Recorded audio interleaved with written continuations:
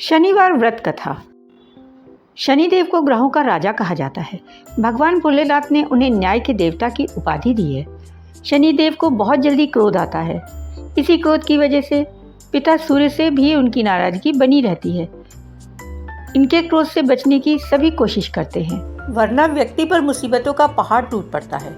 इसीलिए इन्हें प्रसन्न करने के लिए शनिवार का व्रत रखा जाता है। व्यक्ति शनि दोष से बचने के लिए, उन्हें शांत करने के लिए अनेक उपाय करता है। शनि कृपा से व्यक्ति को सुख और वैभव की प्राप्ति होती है। जो लोग शनिवार का व्रत करते हैं उनको पूजा के समय शनिवार व्रत कथा को सुनना या पढ़ना चाहिए। तो चलिए सुनते हैं शनिदेव व्रत कथा। एक बार सभी 9 ग्रहों सूर्य, चंद्र, मंगल, बुध, बृहस्पति, शुक्र, शनि, राहु और केतु में बहस हो गई। कौन सबसे बड़ा है?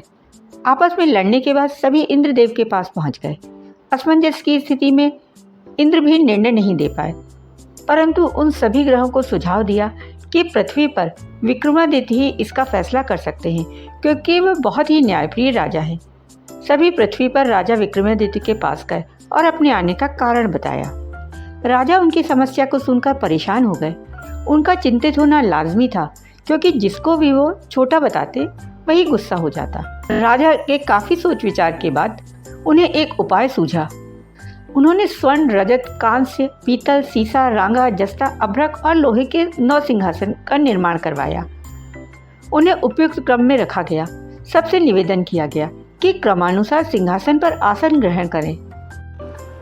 शर्त रखा गया कि जो सबसे अंतिम में सिंहासन पर आसन ग्रहण करेगा वही सबसे छोटा माना जाएगा, जिसकी वजह से शनिदेव सबसे बाद में आसन प्राप्त कर सके और सबसे छोटे कहलाए। क्रोध के आवेश में आकर शनिदेव ने सोचा कि राजा ने यह सब जानबूझकर किया है। कुपित होकर राजा से कहा कि हे राजा, तू मुझे जानता नहीं।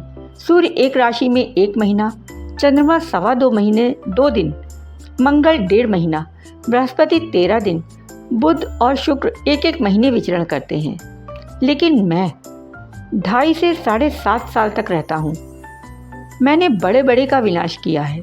श्री राम की 7.5 आने पर उन्हें जंगल जंगल भटकना पड़ा और रावण की आने पर उन्हें लंका को बंदरों की सेना से परास्त होना पड़ा। क्रोधित शनिदेव ने राजा से कहा कि अब आपको सावधान रहने की जरूरत है। इतना कहकर शनिदेव कुपित अवस्था में वहां से चले गए। समय गुजरता गया और कालचक्र का पहिया घूमते घूमते राजा की 7.5 आ गई। एक दिन शनिदेव एक घोड़े के व्यापारी का रूप बनाकर विक्रमादित्य के पास पहुंचे। उनके पास बहुत अच्छे नस्ल के बहुत सारे घोड़े थे। जब राजा को सौदागर के घोड़ों का पता चला तो अश्वपाल को अच्छे घोड़े खरीदने के लिए भेजा। अश्वपाल ने कई अच्छे घोड़े खरीदे। इसके अलावा सौदागर ने उपहार स्वरूप एक सर्वोत्तम नस्ल के घोड़े को राजा को सवारी हेतु दिया। राजा विक्रमादित्य जैसे ही उस घोड़े पर बैठे वह सरपट वन की ओर भागने लगा। जंगल के अंदर पहुंचकर वह गायब हो गया। भूख प्यास की स्थिति में राजा जंगल में भटकते रहे। अचानक उन्हें एक ग्वाला दिखाई दिया, जिसने राजा की प्यास बुझाई। उन्होंने प्रसन्नता में उसे अपनी अंगूठी देकर नगर की तरफ चले गए। वहां एक सेठ की दुकान पर पहुंचकर उन्होंने जल पिया और अपना नाम वीका बताया। भाग्यवश उस दिन सेठ की खूब आमदनी हुई। सेठ खुश होकर अपने साथ घर लेकर गया। सेठ के घर खूंटी पर एक हार टंगा था। उसको खूंटी निगल रही थी। कुछ ही देर में पूरा हार गायब हो गया। सेठ वापस आया तो हार गायब था। उसे लगा कि वीका ने ही चुराया है। सेठ ने वीका को कोतवाल से पकड़वा दिया और दंड स्वरूप राजा ने उसे चोर समझकर हाथ पैर कटवा दिए। अपंग अवस्था में उसे नगर के बाहर भिखवा दिया। तभी वहां से एक तेली निकल रहा था, जिसको वीका पर दया आ गई। उसने वीका को अपनी गाड़ी में बिठा लिया। वीका अपनी जीभ से बैलों को हाँकने लगा। कुछ समय पश्चात राजा के शनि की दशा समाप्त हो गई। वर्षा काल आने पर वीका मल्हार गाने लगा। एक नगर की राजकुमारी मन भावनी ने मल्हार सुनकर मन ही मन प्रण किया, जो भी इस राग को गा रहा है वह उसी से विवाह करेगी। उन्होंने दासियों को खोजने के लिए भेजा, परंतु वापस आकर सभी ने बताया कि वह एक अपंग आदमी है। राजकुमारी यह जानकर भी नहीं मानी और अगले दिन वह अनशन पर बैठ गई। जब लाख समझाने पर भी राजकुमारी नहीं मानी तब राजा ने उस तेली को बुलवा भेजा और वीका से विवाह की तैयारी करने के लिए कहा गया। वीका से राजकुमारी का विवाह हो गया। एक दिन वीका के स्वप्न में शनिदेव ने आकर कहा कि राजन, देखा तुमने मुझे छोटा बताकर कितना दुख झेला है। राजा ने क्षमा मांगते हुए हाथ जोड़कर कहा कि हे शनिदेव, जैसा दुख मुझे दिया है किसी और को ऐसा दुख मत देना। शनिदेव इस विनती को मान गए और कहा कि मेरे व्रत और कथा से तुम्हारे सारे कष्ट दूर हो जाएंगे।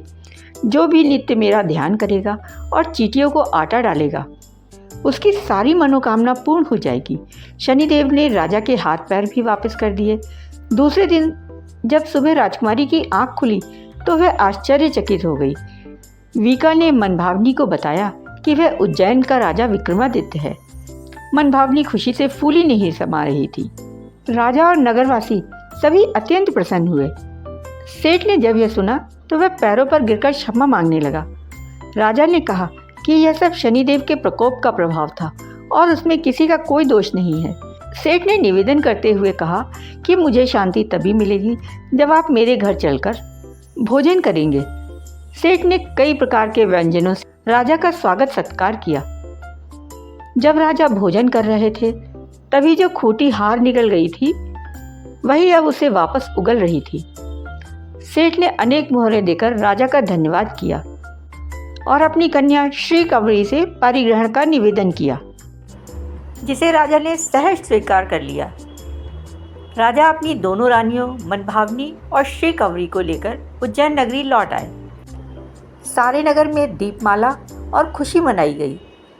राजा ने घोषणा करते हुए कहा कि मैंने शनिदेव को सबसे छोटा बताया था, लेकिन असल में वह सर्वोपरि है। तब से सारे राज्य में शनिदेव की पूजा और कथा नियमित होने लगी। सारी प्रजा के बीच खुशी और आनंद का वातावरण बन गया। शनिदेव के व्रत की कथा जो भी पढ़ता या सुनता है उसके सारे दुख दूर हो जाते हैं और सारी मनोकामनाएं पूर्ण होती हैं। बोलो शनिदेव महाराज की जय। शनिदेव महाराज की जय।